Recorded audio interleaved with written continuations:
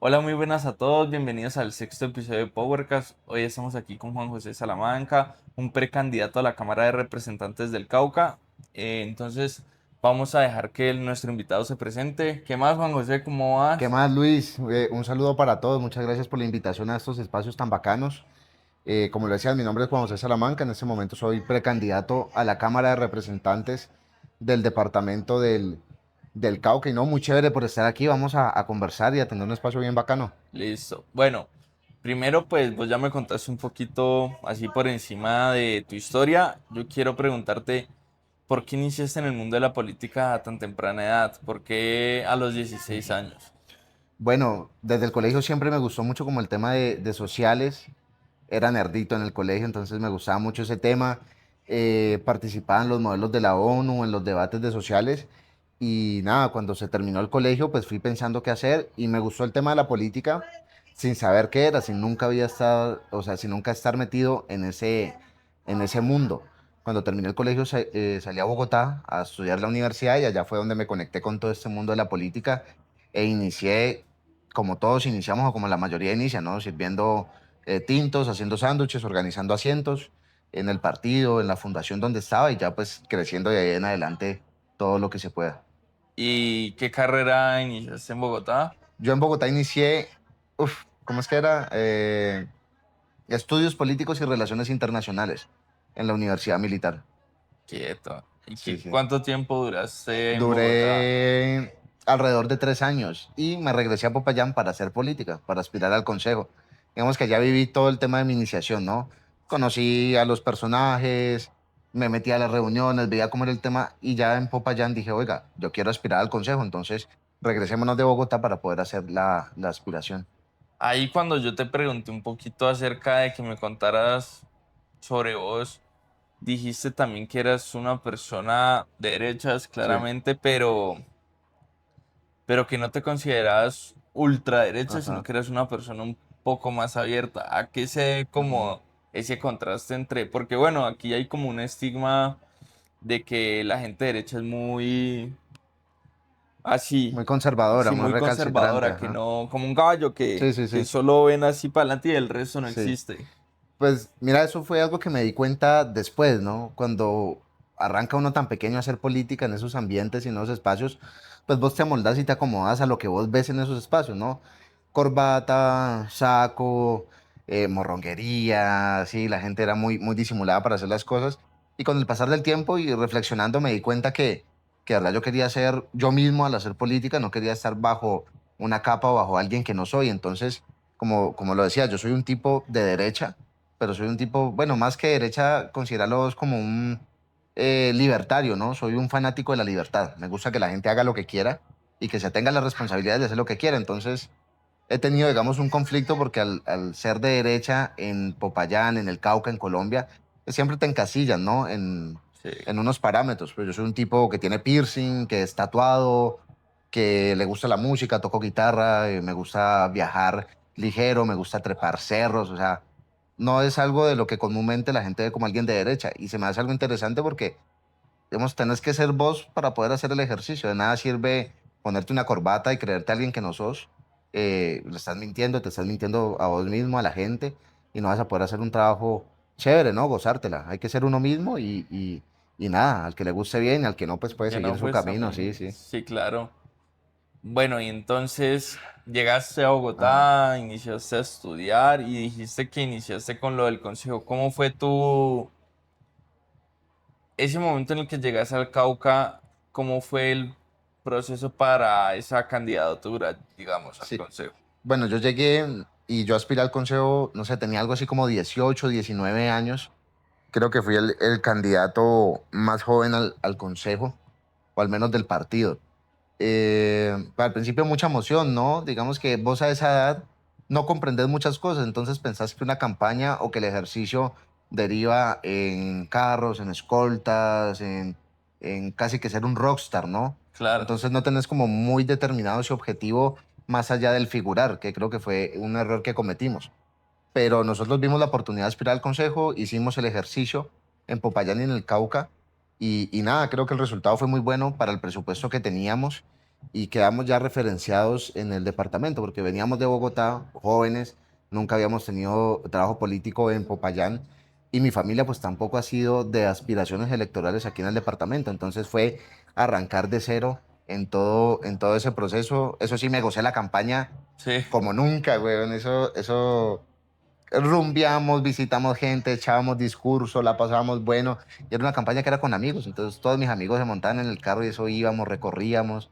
Fue una vaina muy bacana, muy bacana. Obviamente ahora con más madurez, con más estructura, con más objetivos, un poco más aterrizado, ¿no? Lo que hablábamos ahora de cumplir los objetivos y creo que así hay que hacer el ejercicio, ¿no? Cualquiera, político, empresarial, personal.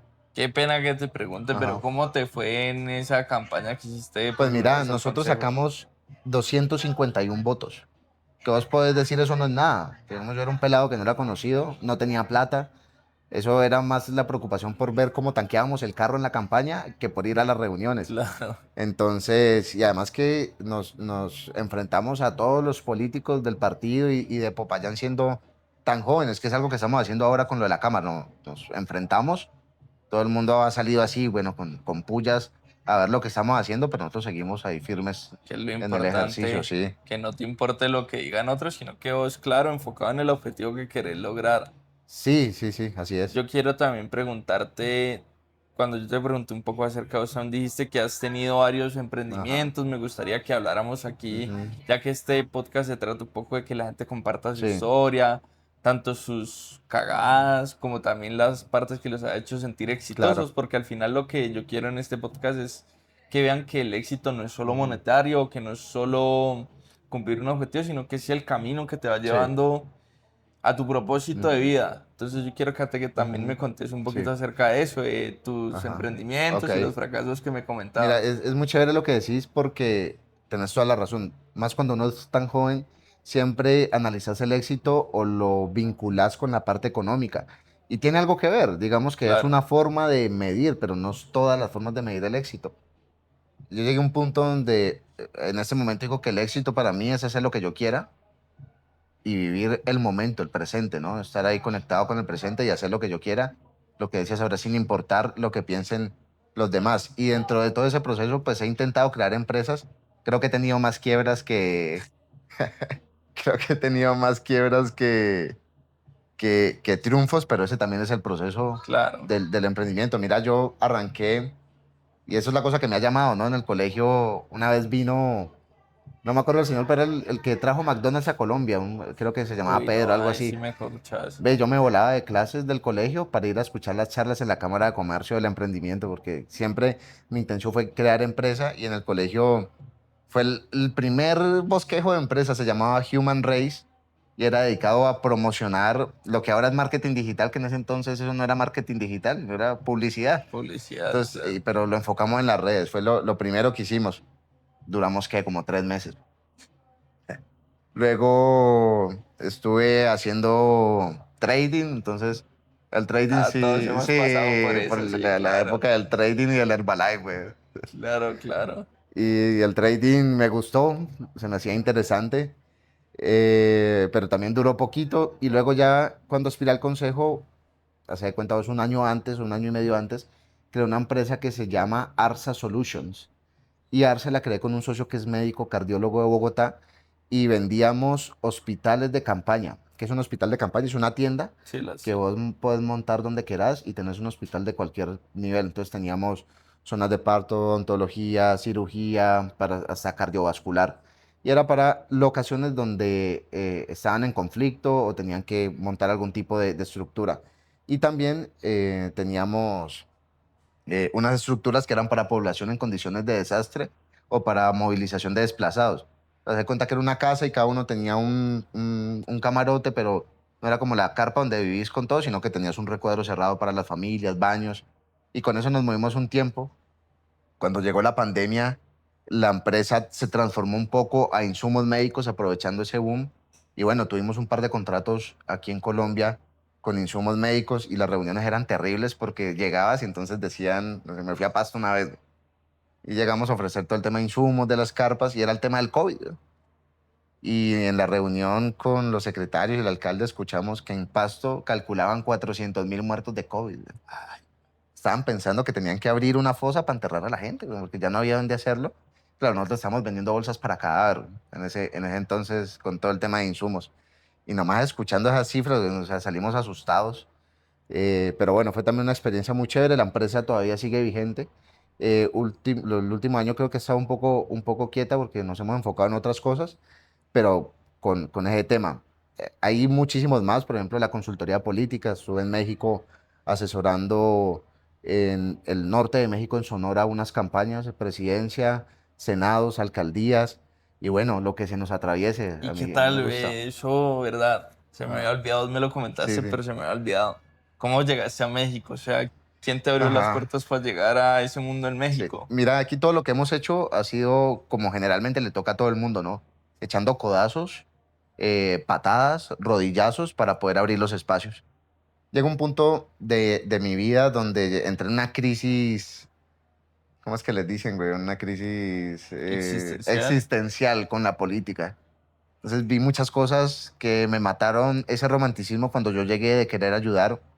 Y yo dije, yo no puedo hacer más política en este momento porque me voy a envenenar, güey. Iba Claro, a le sacar terminar, fastidio. sí, y discúlpame la palabra, aquí no sé si puedo echar No, madrazos, sí, sí, sí, sí, poder. pero dije, voy a terminar siendo un hijo de puta, güey. Claro. Si no paro ahora y reconsidero lo que estoy haciendo, voy a terminar siendo un hijo de puta en la política.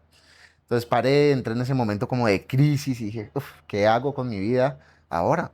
Que todo lo había yo estructurado con la política electoral propia, ¿no? Entonces, Congreso, en unos años ministerio, presidencia, así. Y dije, no quiero dejar de hacer política porque es algo que me apasiona. Aparte que es un oficio que es con adrenalina, ¿no? Todo el día estás moviéndote, todo el día cambia, hay crisis, no es tan monótono.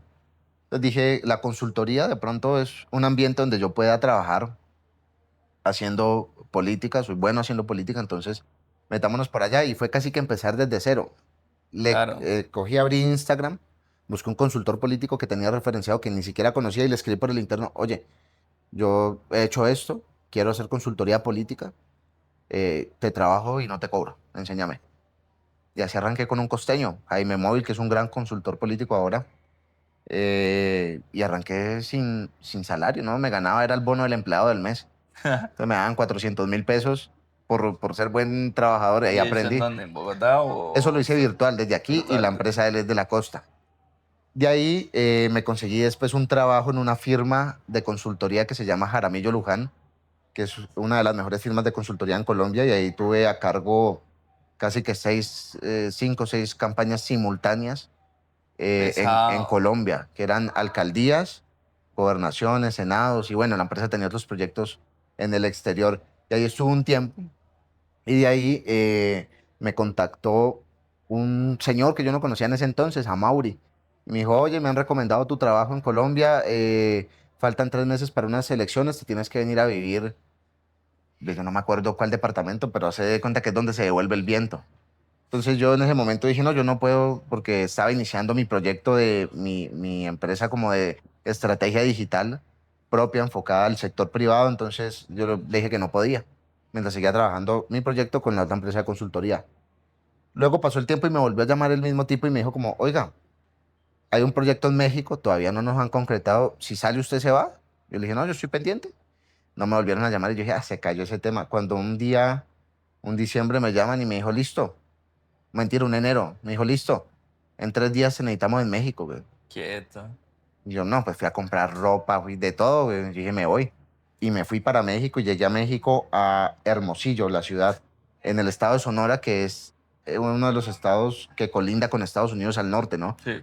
De los más pesados, violencia, el tema del narco allá es complicadísimo. Y llegué a aguantarme 45, 50 grados de calor. Si ahora te decía que me está dando calor con estas barracas luces, llegué No. allá a aguantarme 50 grados de calor, pero a vivir una experiencia que me nutrió mucho y fue poder hacer parte de un equipo estratégico de campañas internacionales, ¿no?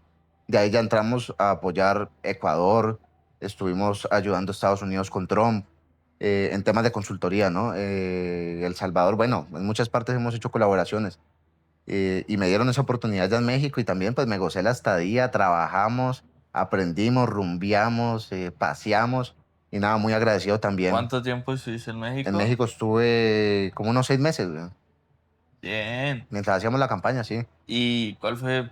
Esto no tiene nada que ver con el Ah, podcast, pero me parece curioso porque a mí me gusta mucho la sí, cultura sí. mexicana. ¿Cuál es tu comida favorita de México? Ve, donde yo estaba era muy famosa la carne. Sí, Acá. decían que era la mejor carne del mundo. Y te echabas unos taquitos de carnitas, güey, y eso era una cosa espectacular. Y el ají, que eso sí no se le quita, que de allá el ají es de allá, pues la casa es de ellos. Me gustaba ¿Estás también, bueno para el ají o sí, me casi no? gusta, no, Casi, me gusta, me ah, gusta. Allá probé de todos, pues eso sí nos hacían llorar a veces. sí, Eh, y por ejemplo, todo lo que sea con maíz, ¿no? Vendían unas mazorcas como medio congeladas con unas salsas riquísimas. Y los helados son salados, habían helados de guacamole, por ejemplo. qué Sí, putas. sí. Claro. Y la comida, pues yo soy muy casero colombiano, así como lentejitas, madurito. Allá vos no encontrabas maduros. Es más, nosotros vivíamos en una casa porque la empresa nos rentó una casa para vivir allá y allá vivíamos tres colombianos conmigo, un hombre y una mujer que hacían parte del mismo proyecto allá en México de consultoría. Nosotros íbamos a hacer mercado y a comprar plátano para hacer plátano maduro, güey, ¿no? Íbamos a la tienda y nosotros nos llevamos todo el racimo de plátanos. Pues como lo compra uno aquí, ¿no? Que te coges ese racimo y lo metes al carrito. La gente se quedaba mirándonos así, güey.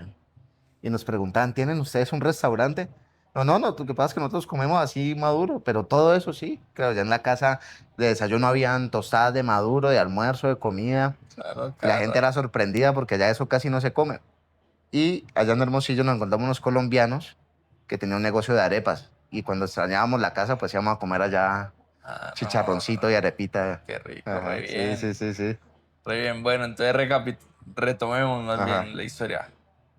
Fuiste a México y cuando volviste, Cuando volví, bueno, llegué a otro choque de realidad, ¿no? Porque, digamos, la dinámica ya era todo el día trabajo y unas jornadas largas. Nos recorríamos todo el estado de Sonora. A veces llegamos a un punto, y te voy a decir el nombre del municipio, San Luis Río Colorado. Y acá era Nogales. Y, por ejemplo, si te vas por México, eran 2 horas de camino a Nogales.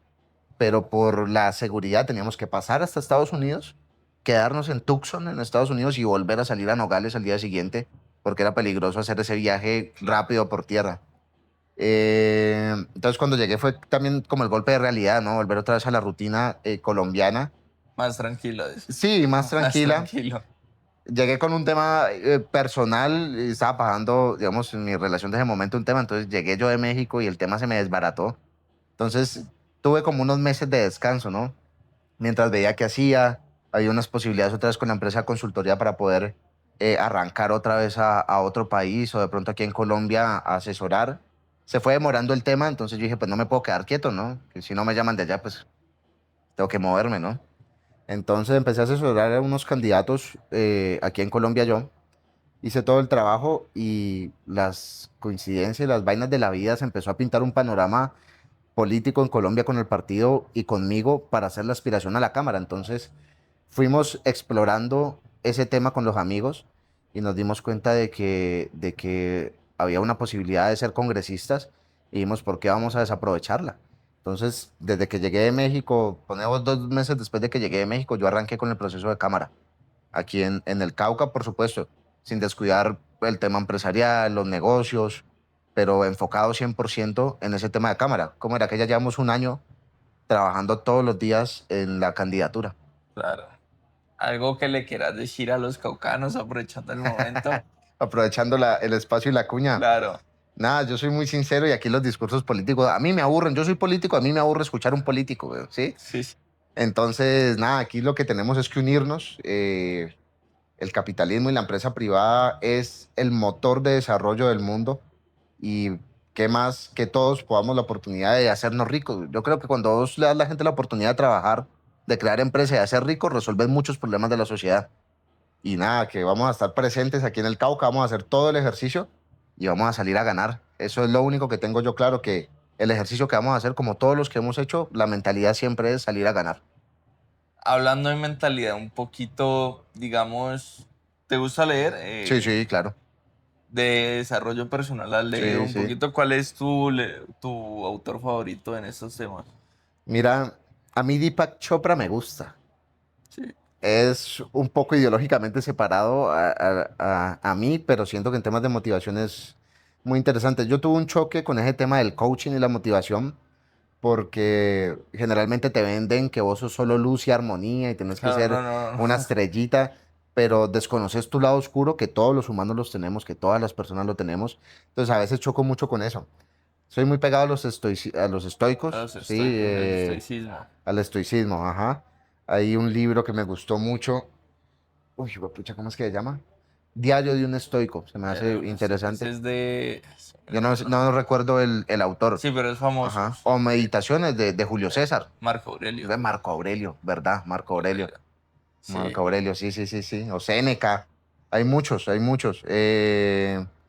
Me gusta, bueno, escuchar la historia de los empresarios, ¿no? Entonces, los libros de Warren Buffett, de Donald Trump, de todo lo que te pueda a vos contribuir de alguna Claro, forma, todo lo ¿no? que te nutre. Algún libro, porque eso a mí, mira que en Ajá, todos los capítulos. sí, Yo inicié este podcast con mi ajá, papá. Yo te comenté un poco que la idea de este proyecto es como motivar a la sí, gente, sí, inspirarla. Yo ni. No pienso ni monetizar ajá, eso ni nada de eso, sino que esto es para la gente, para el que quiera ver, sí, sí, porque sí, no todo el sí. mundo va a aguantarse 20, 30, 40, una hora De estas escuchando historias, a sí, gente como nosotros, que no sí, es sí, sí, gente conocida, pero yo tengo como las ganas de que la gente crezca, entonces yo quiero que le recomendes un libro porque se me ha olvidado y yo pienso que ajá, es importante también retomar el propósito del podcast. Quiero que le digas a la gente un libro que digas, bof, cuando yo leí esto, ajá. mi vida cambió. 48 leyes de poder, de 48 Robert leyes Greene. de Robert Greene. Es un libro que cuando vos lo lees chocas mucho porque el man es muy textual y muy literal. ¿En qué sentido? En que te dice las cosas como son, no se pone con maricadas. Entonces, por ejemplo, te da mecanismos y formas de cómo vos podés aumentar tu poder en cualquier escenario. Entonces, por ejemplo, te dice, sé amigo de tu jefe hasta que veas que lo puedes pasar. Entonces, claro, la gente a veces se escandaliza, pero es el pragmatismo de la vida, ¿no? Vos muchas veces vivís, o la gente vive en una realidad alterna, ¿no? Cuando la vida es otra y el pragmatismo y lo que pasa en la vida real, pues son otras cosas. Entonces, creo que es un libro muy interesante. Eh, y nada, el diario de Napoleón, tienes que leértelo. El Ese diario no de me lo he leído. Napoleón comentado por él mismo. Entonces, el man va escribiendo y va, por ejemplo, hablando de líderes de la época y él va haciendo sus anotaciones de los líderes. Entonces, te va Ese yo no diciendo, sabía que ese libro en existía. los términos muy payaneses, ¿no? Te va diciendo ese man es un piro o ese man es bien, pues. Entonces, es chévere porque pues hablan así como hablaban ellos en esa época. Entonces, es interesante ese mapeo. Yo soy muy fan de la historia, entonces todos esos libros de historia, eso se me hace muy productivos porque hay que conocer qué es lo que ha funcionado, qué es lo que no ha funcionado.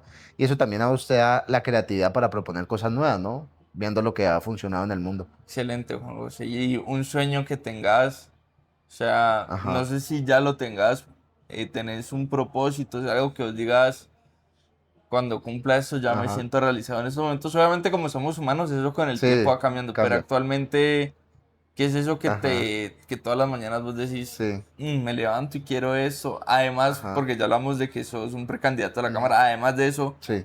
¿qué otra cosa te gustaría? Mira que yo, esto puede ser de pronto un poco polémico y me voy a extender aquí un poco y es que mm, antes, digamos, mi cabeza y yo como persona funcionaba mucho en el sentido de tener una meta así, ¿no? Como presidencia. Entonces, mi meta mayor es que en toda mi vida quiero llegar a ser presidente de Colombia. O quiero tener una empresa que valga miles de millones o que cotice en la bolsa, etcétera. Pero con todo lo que yo he vivido, me he dado cuenta que la mayor meta que yo tengo en este momento no es planear a futuro en el sentido de que quiero algo X o Y, sino que la mayor meta que tengo es que quiero vivir mi vida como se me da la gana, güey. Quiero hacer lo que yo quiera, quiero ser yo. Y mucha gente, y a veces esto puede sonar hasta tonto, pero cuando vos vas a la calle y hablas con las personas, la mayoría de las personas nunca son ellos por miedo, güey, a que Claro. no les salgan lo que piensan, al rechazo. Entonces, esa es mi meta ahora en este momento, es todos los días vivir al máximo, vivir en el presente y nada, ser yo mismo en todo lo que hago. Y creo que lo estoy haciendo, digamos, en el ejercicio político soy yo mismo, hablo como yo quiero, planteo las cosas que yo quiero y creo que esa es mi mayor meta. Si yo pierdo la cámara en marzo del otro año, que esperamos no perderla, pero si yo la pierdo, podría, no sé, dedicarme a la consultoría o podría terminar con una guitarra tocando música en una playa, güey. Y la Claro, verdad a mí no me afana eso, ¿sí? Porque al claro, último estoy haciendo Lo que te gusta. Sí, como dice un amigo vulgarmente, le pones un pitico aquí, sí, Sí, es lo que me sale de las pelotas hacer, claro, mucha gente como esa libertad. deja de vivir su vida por lo que vos decís, porque por lo que los demás opinen de esa Ujú, persona.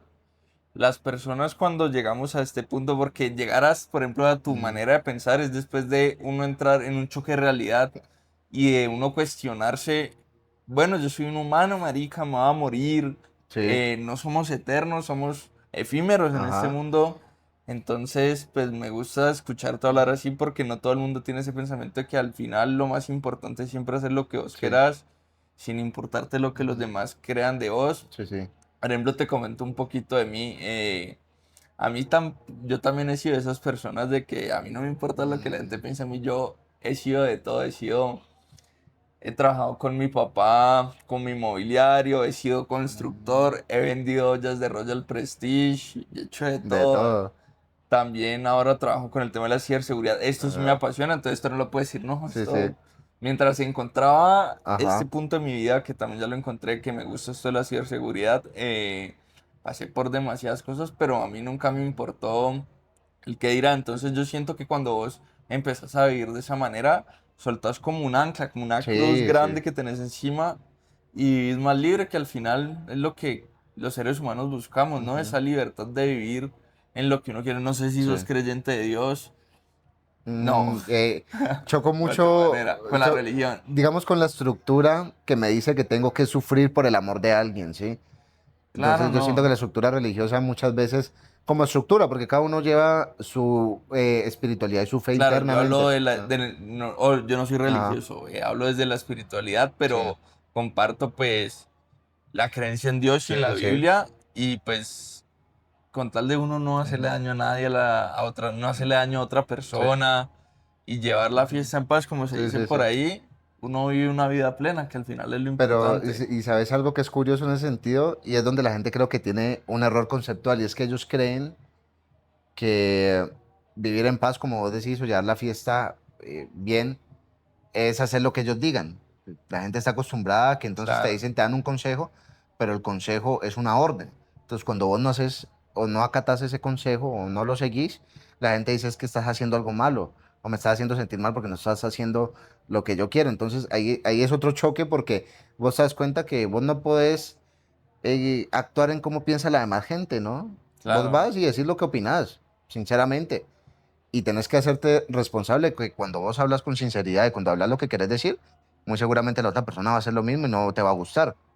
Bueno, Juan José, ya estamos llegando aquí al final del podcast y quiero que le des como un consejo a la gente. Esto también Mm, siempre lo hago en todos los capítulos, decirle algo a la gente, algo que los motive. ujú. Bueno, a veces es duro, ¿no? Encontrar las palabras precisas para estas cosas, pero lo único que tengo que decir es que sigan sus sueños, trabajen por ellos, no dejen que nadie les diga que no pueden hacerlo, porque siempre hay mucha gente, muchos haters diciéndonos que no podemos lograrlo, que estamos aquí para hacer otras cosas, y no hay nada más satisfactorio en esta vida que hacer lo que a uno le gusta, con amor y compasión. Entonces, simplemente no se dejen derrumbar. Y aquí un paréntesis, en este proceso a cámara nos han salido todos los haters del mundo, Sí, ¿sí? Todos los días periodistas hablando mal de nosotros, columnas, líderes políticos, porque llegamos a moverles en lo que ellos tienen, su sistema, a un sistema claro. más honesto y más transparente. Entonces, no se dejen opacar por nadie y cumplan los sueños que tienen previstos. Eso es. Vale. Gracias a todos por ver, les agradezco por ver este sexto episodio de Powercast. Cualquier cosa que quieran decir aquí en los comentarios, si les interesa venir y compartir su historia o quieren salir, me escriben, yo voy a dejar mi contacto aquí abajo, un correo electrónico y Dios los bendice, que estén bien.